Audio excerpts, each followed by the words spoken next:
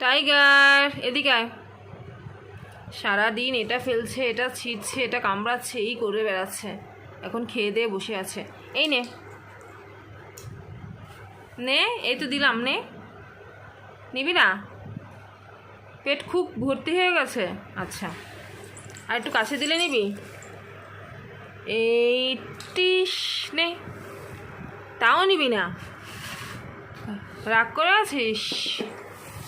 দাঁড়া, এই এই যে, এই যে, এবার নে। এই তো, that's like a good boy.